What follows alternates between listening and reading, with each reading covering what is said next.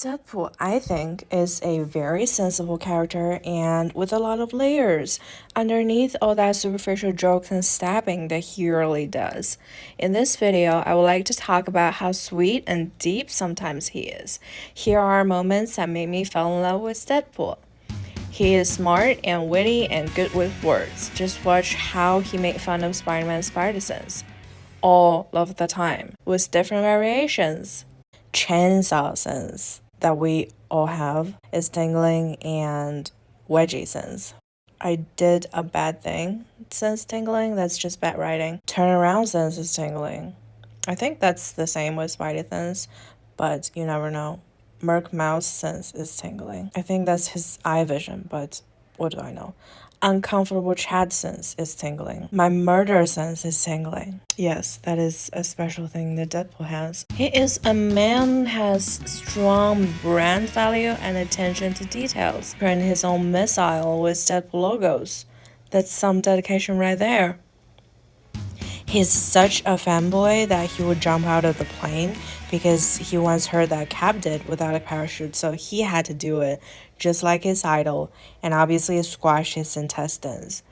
He will also ask for autographs and say thirsty things to his idols at the most inappropriate time, like the true fanboy that he is. He wrote and drew fanfiction like the dedicated fanboy that he is. He wrote about Spider-Man killing people and cutting Deadpool himself. He drew Spider-Man in medieval costumes. He wrote about himself being Gwenpool in his fanfiction as well. I demand his Tumblr archive of our own handle. He is a man of culture and literature. He references Harry Potter and Anne Rice's Vampire Chronicles like the soulmate that I never had.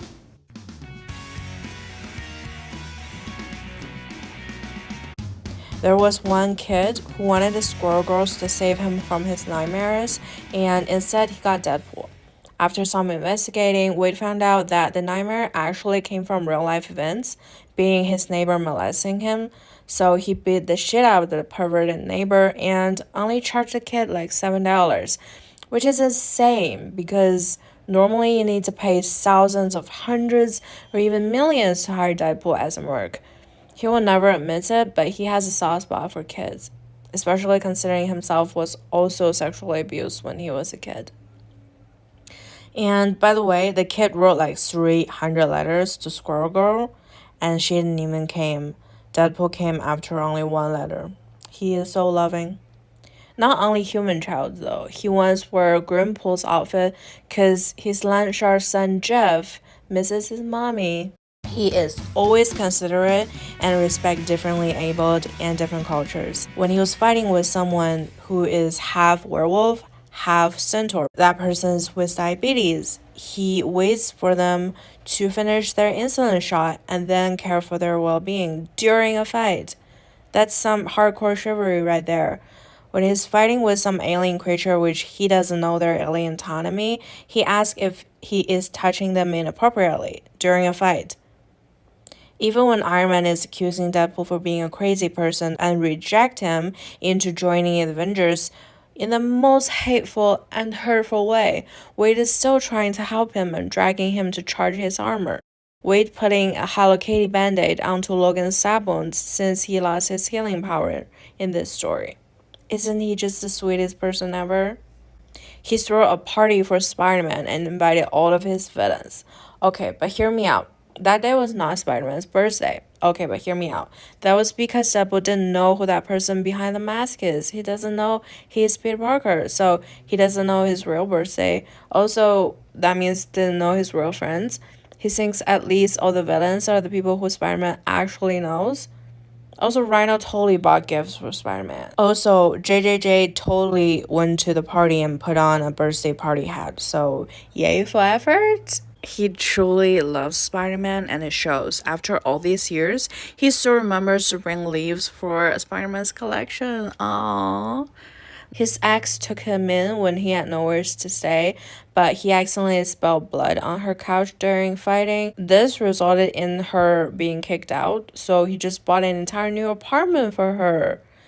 She didn't even expect that, and she didn't even ask for that, so that's so sweet. He did that with his merc money. Scar positivity. He and Gabby bonded over the fact that they both got scars, and I think it's beautiful. I feel like in a society which pursuing perfect skin and perfect face is the goal, it's a really nice reminder to those of us who are not so perfect, and it's okay to have scars, and we shouldn't be ashamed of it. Some of the best Marvel superheroes do, and they're still loved by millions and also super beautiful with it. Not only scar positivity, but he's all for body positivity in general.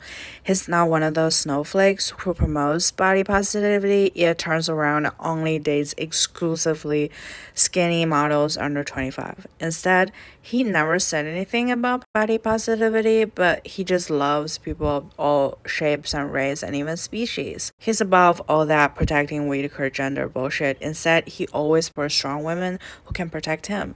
This is obviously not all the reasons that I love him. I mean, I do enjoy the stabbing and the jokes as well, even if I didn't say that this much in this video per se, but I feel like people often forget he has a sensible side. So I would like to remind people of it. Anyways, thank you so much for watching.